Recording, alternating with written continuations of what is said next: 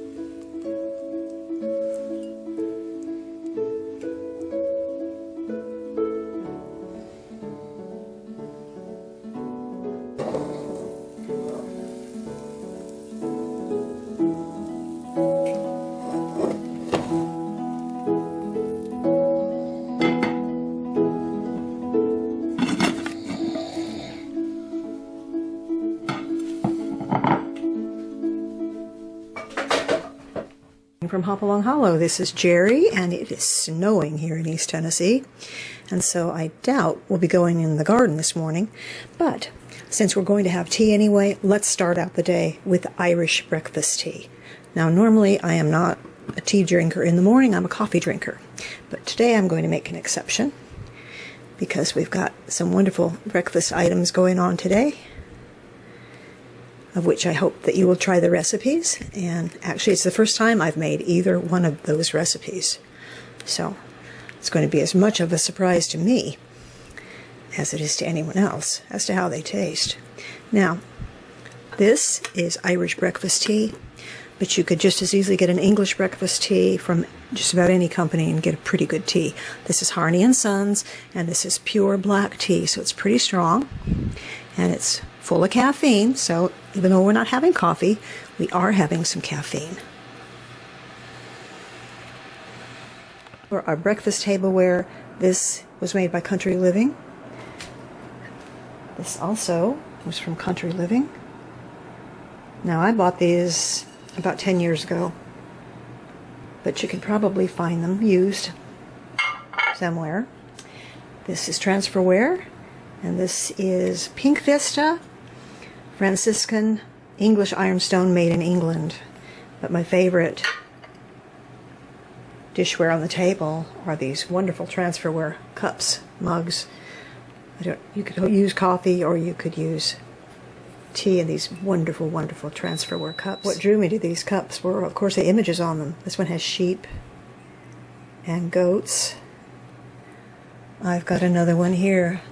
Unfortunately, this one's chipped. I chipped it. With peacocks. Beautiful. I love this. And this one is really marvelous. And this one has a beautiful dog. Well, he's a handsome dog. Look at that. Bought these online from an import company that imported transferware. Unfortunately, I cannot tell you the maker. I can only make out a trademark, which is 2 lions on either side and a crown in the middle, and the little lions are waving a flag. So if you recognize this trademark, that might be a clue as to where you could find these.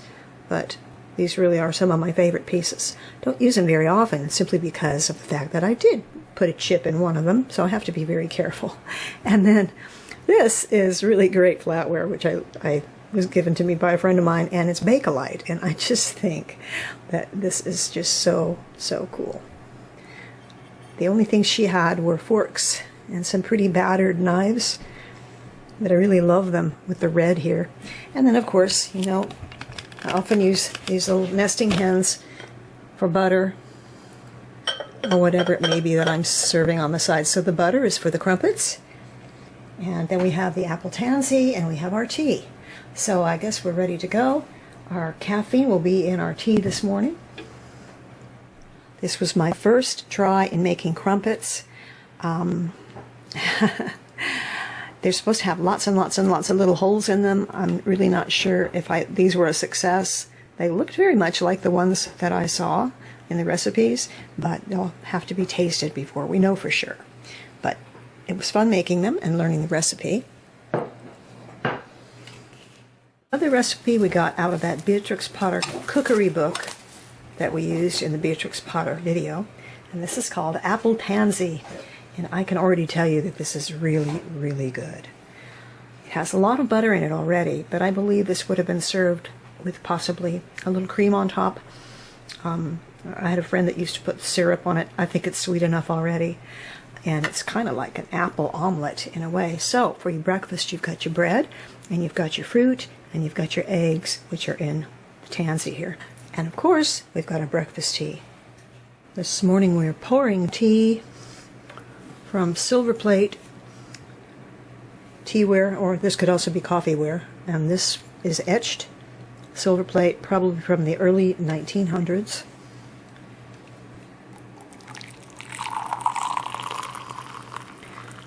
It doesn't really have any markings on the bottom that I can read rather than silver plate.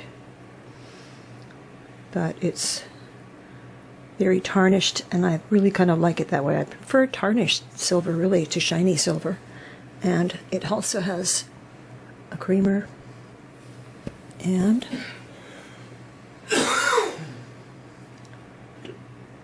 a sugar set.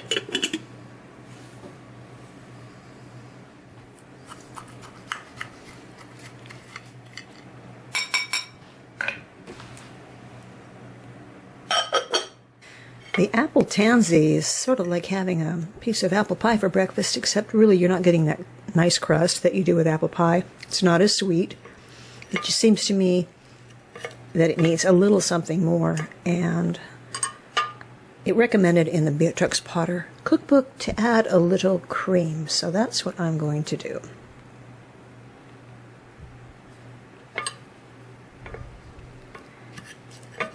I had a friend who used to eat this with syrup, like a pancake, but I don't think it's enough pancake.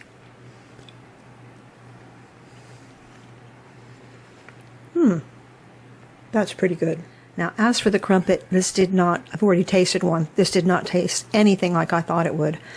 I thought this would taste a lot like an English muffin, but it doesn't. It's more doughy. It's more like pancakey, but I might not have gotten a good recipe, because I know for a fact that you are supposed to have lots and lots of little craters and little holes in the top, and that looks like it has a lot of them, but in the recipes that I saw, they were a lot deeper than that. They call them butter holes because the butter is just supposed to sink right into here. So I think the next time I make these, and I will make them again, but the next time I make these, I think I'm going to use a different recipe than I did this time. And personally, I think this is better. Well, gotta have a lot of butter on it, but it really would be better with some jam.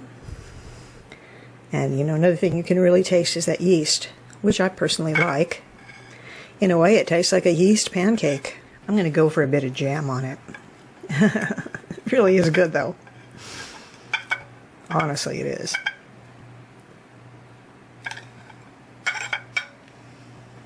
But, you know, I just had to try tea and crumpets. Crumpets were very popular in colonial America and also in England. So this is worth trying.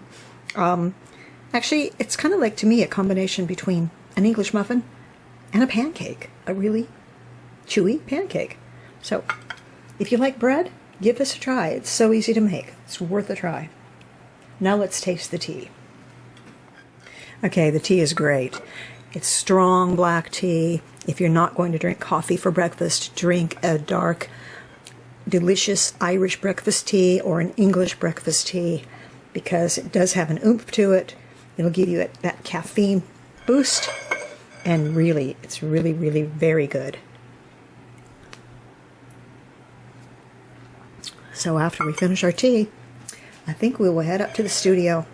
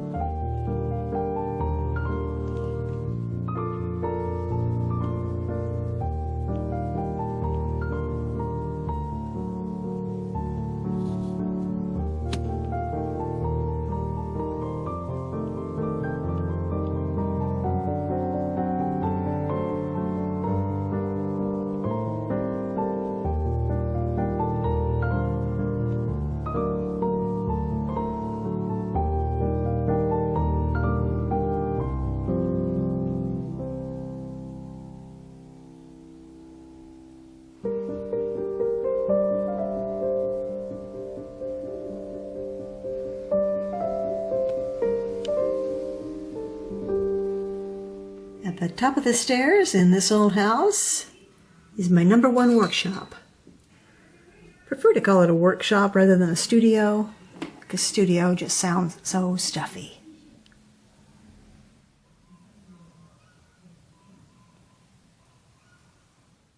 Taking in the scope of the room, you can see that this is just a large bedroom. It's got plenty of room for me to store most of my art supplies. A lot of work area, including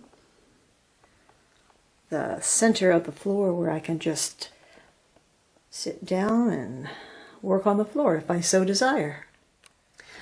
So within this room, among this plethora of objects and things, and what some may consider just a whole lot of clutter, to me, I find inspiration. I find inspiration in the colors, the textures, or simply the nature of the object.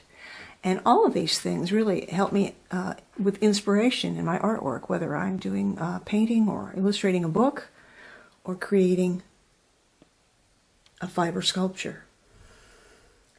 I am absolutely surrounded by things that I find beautiful in their simplicity or in their history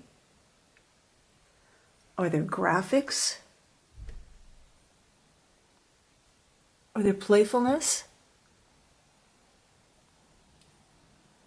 or their utility. Being like me, you love to look into the behind-the-scenes workings of an artist's or a craftsman's workshop.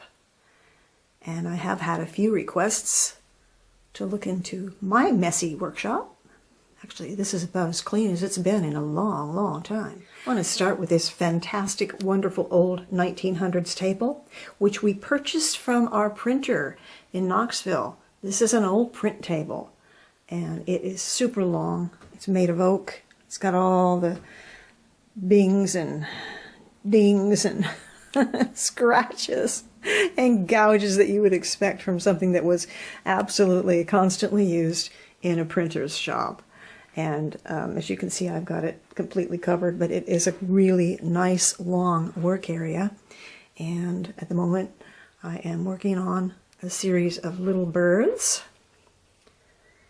from their skeletons made of wire, and then their bodies made of wool until they get their final color. It's a great place to pull up a chair and just sit down and work in this great big long table. Being a lover of old things, I'm often drawn to these old needle boxes. This is an old sewing machine parts and supply box, but it's great for storage in the workshop.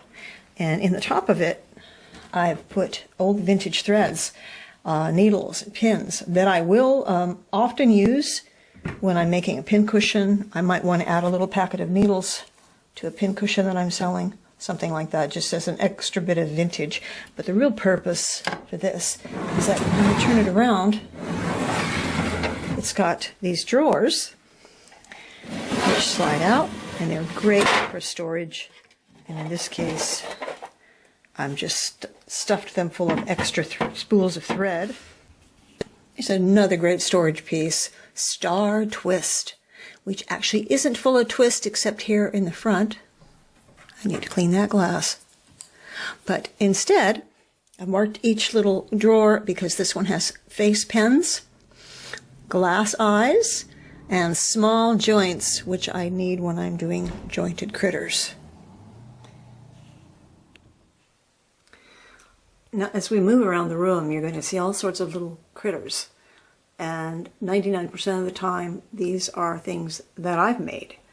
However, there are a few little toys in here tucked in that are basically little antique pieces that I have for inspiration now. These 3 little teddy bears here in this bed are old carnival bears from the 1920s. They're stuffed with excelsior.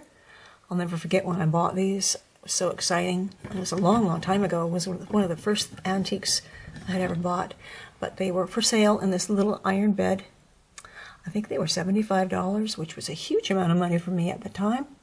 But I've had them ever since. And they're so battered and worn, but I really love them.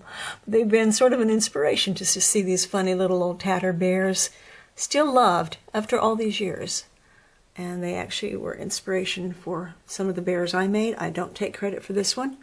I did not make this bear.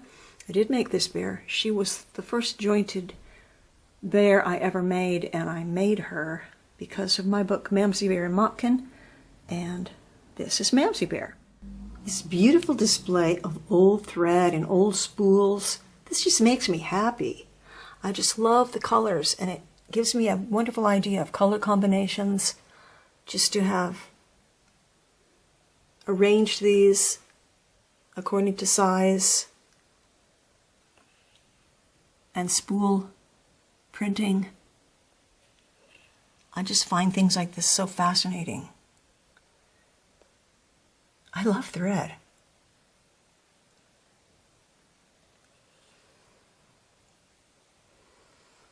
The purpose for collecting the old boxed games and the old toys, I think, is pretty obvious.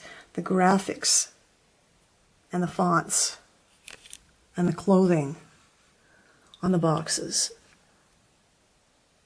all probably early 1900s, which is generally the kind of art that I do. But they all give me ideas. They're playful, they're fun, the colors, the frocks.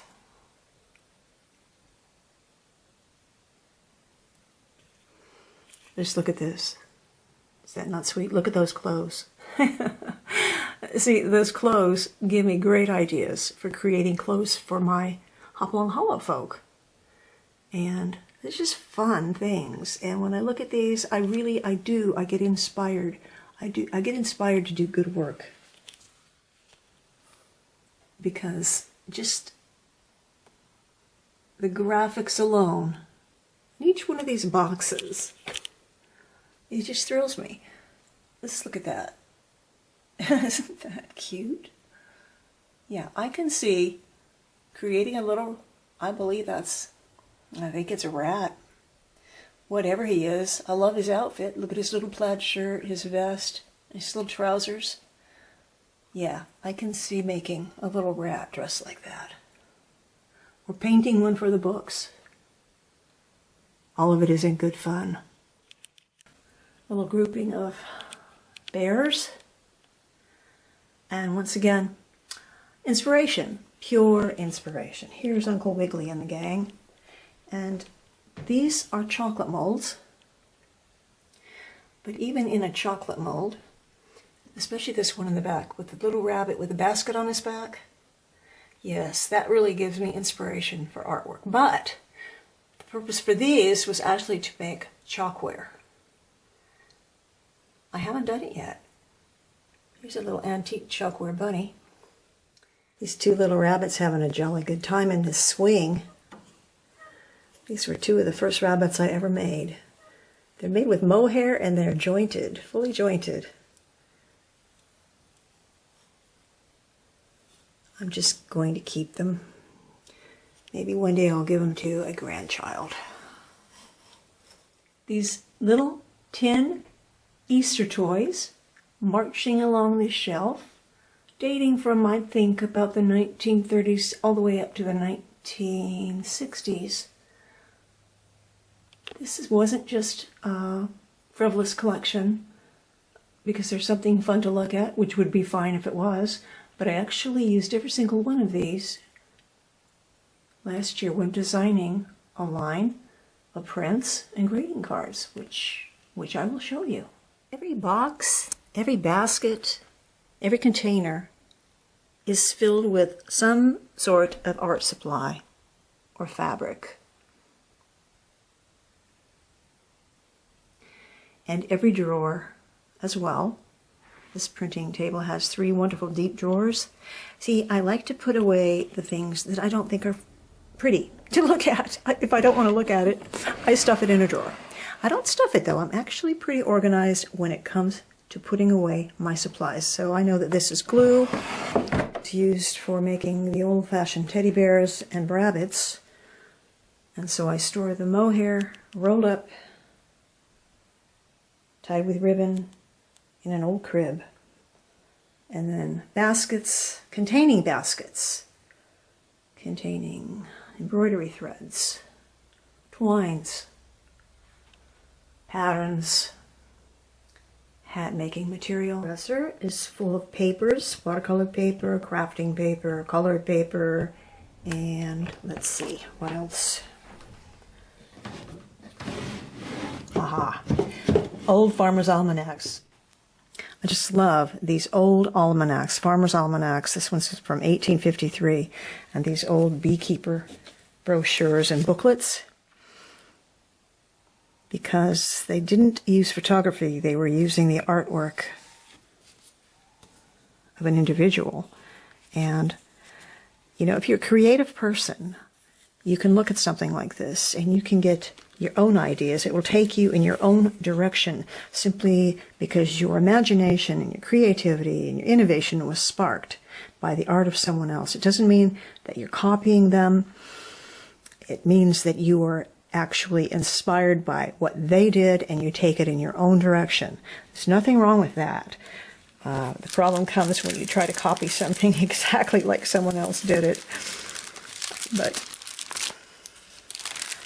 I would say that that doesn't really happen that often, I hope. Because if you're an artist or a crafter, you want it to be your own idea. You want it to be in your own direction and have your own mark upon it, whatever it may be. Whether it's a drawing, a sculpture, a quilt, whatever it may be. You want your own mark upon it that says that that's who you are and that's what you created. I love this one. I love it. And because of the artwork that I do, the nature of it is kind of an old world look. I don't do anything contemporary, whether it's one of my little sculptures, animal sculptures, or whether it's an illustration in a book or a painting. It has an old world look to it. I simply love history, and I love the old art style. And I think it's reflected in what I do. So, just think about it. There are so many ways that you can get inspired by the things around you. Here is another wonderful old thread box. And this one is also marked large tools, armatures, needle felting, wool dye, patterns. What is this? Full old sewing machine. It's called a Red Eye Singer. These were produced between 1910 and 1913. And they're fairly common, really, but they're so, so beautiful. It's a very wonderful sewing machine. The only problem with it is it doesn't have a reverse. So when I do use this machine, which is quite often, I have to do all the reversing by hand. But, you know, it's just fun to sew on something this beautiful and this old. We're just basically moving around the room right now.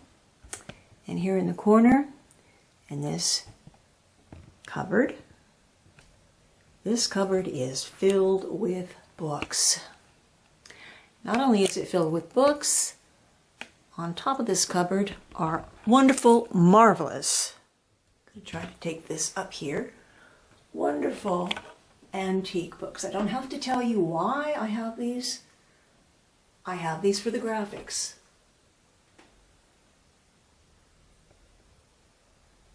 They're just beautiful colors, fonts, ideas, creativity. Look at that Mother Goose right there. Look at the dinky ducklings. And when you read these stories, they're so funny. Michael Haig, Helen Ward. There's so many that I can't even begin to tell you. But I collect these because they too give me ideas, they give me inspiration, and I just love to see the work of other artists that are really doing a wonderful job. It's the Naturalist Corner, where I've got all kinds of interesting little things from nature. Now, everything you see here is something I found. I certainly didn't kill anything to get these objects. They were already deserted nests.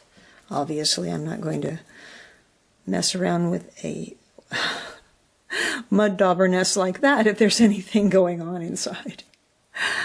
This is one of those tree lichens that just pull it off the tree and then it just gets as hard as a rock. Isn't that interesting? Beautiful architecture and building skills of these wasps. It's like paper thin and yet it's strong enough to withstand a storm and rains. Look at this marvelous one here in the back. But many of these things, because I put a lot of insects and creatures in my artwork, especially butterflies. This was probably something I found in an antique store, and I think it's dated on the bag of 1959. I'm surprised the butterflies are still intact, to be honest with you. Old feathers and birds' nests and skulls. It's good to have skulls if you're sculpting animals or you're drawing animals, even the least bit. It's nice to know what their body structure actually looks like underneath. I think this was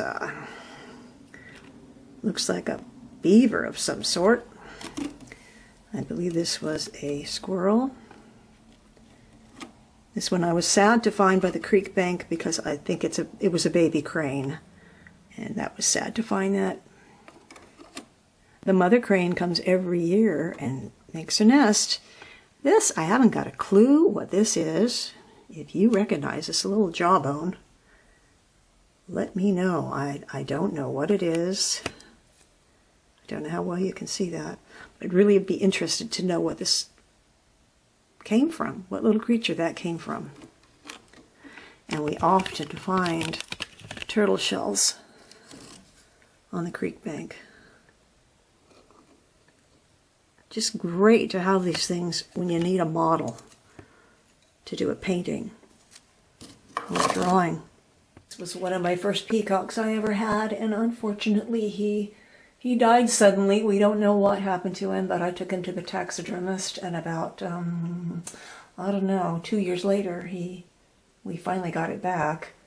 I wasn't thrilled with the job, but at least he lives on in posterity. And I have actually used this to make illustrations in some of the books. I've noticed that I don't really hang any of my own artwork on the walls in this studio, and that's because basically I keep the flat artwork in these satchels, all different sizes and in different periods of production. So inside of this notebook or in this satchel are drawings and some finished paintings for a garden book that I have been working on for a long time, actually a couple of years. Pretty much got all the illustrations ready for it. I just have to do all the text. And all the characters are the characters that live here on the farm. Also, the tin toys I showed you earlier up on the shelf, and I said that I would come back to that, and I said that I used them to create art with as well. So those little tin toys came to use not only as charming little toys up on a shelf, but they were the inspiration for doing this series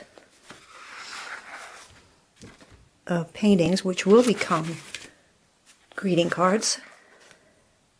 Oh, this brings me to the very best piece of furniture in this entire room, which is this marvelous, marvelous old English desk. This thing is so big, it was unbelievable trying to get this up the stairs, but we did. And look at all those drawers. Every single one of those drawers is in use. And this is a wonderful space on top. Huge area to work. And this is where I work when I am doing a book, because I've got this wonderful work surface here, which will hold a huge lot of paper, pens, ink, and regardless of the fact that this room is absolutely packed to the ceiling with items, I know exactly where everything is kept. So if I need a ruler, I know that in this top drawer I will find any kind of ruler or stencil that I need. I know where ink and rubber stamps are kept.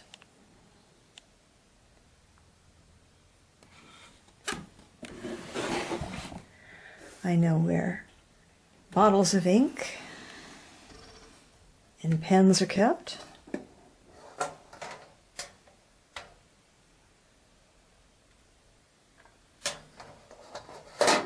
And that's the key to organization. If you just know where to put your hands on something that you're going to need.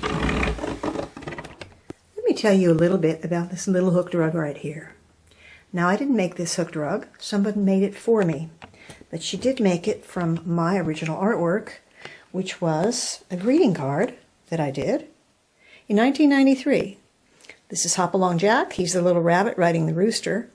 I liked him so much, I loved the image so much that it became the trademark for our greeting cards, Hopalong Greetings, and also on our business cards. Hopalong Jack is a very treasured little character to me, so much so that I decided that one day I would write a story about him. I said, one day I'm going to do a book and I'm going to write the story about Hopalong Jack. Well, I wrote the story and it sat on a shelf for years and years and years. I didn't do anything else with it until eventually my husband said, when are you going to illustrate that story? That's all the encouragement that I needed, and I illustrated it as a very large storybook, and it took me 2 years to do the illustrations, and then published it in 2005, and the result was a very beautiful book. Now, I changed the appearance of Hopalong Jack a little bit to make him a little cuter and make him more appealing to children, but as it turned out, this book really is a everybody book. It's really not a storybook for kids, it's a storybook for anybody. I call it Newborn to 90, that's who my books are for. Amazingly enough, with this book, I actually won a Book of the Year, Picture Book of the Year award, first place. That was a shock and really wonderfully encouraging. I was only going to do one book. Well, Hopalong Jack became a little individual, and Hopalong Hollow became a place. A brief synopsis of this story could be told to you in the first 2 bits of text on the first 2 pages. Ever since Hopalong Jack was just a wee baby bun, his earliest memories were of brothers, sisters, and cousins, as far as the eye could see. In fact, Mother Hopalong had so many wee buns she could hardly keep track of who was who, and so she took to marking her children's names upon their long, floppy ears. Jack was a well-fed and much-loved rabbit, yet somehow he felt lost in a sea of ears. Jack longed to be different from the other bunnies, to be special and unique, but how could he do it?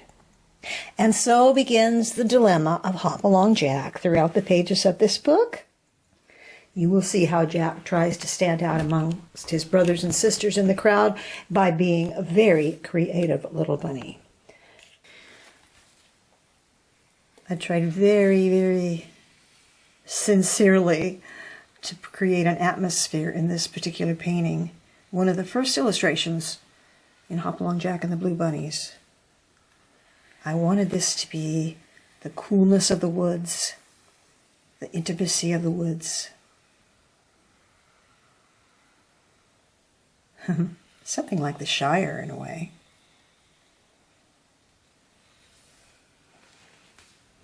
And in this painting, the warmth and coziness, the candlelight shining on the stairs, and the glow of the fire, and the togetherness of this family in this illustration in Hopalong Jack, and the Blue Bunnies. It was because of my books that I began to make these Hopalong Hollow folk.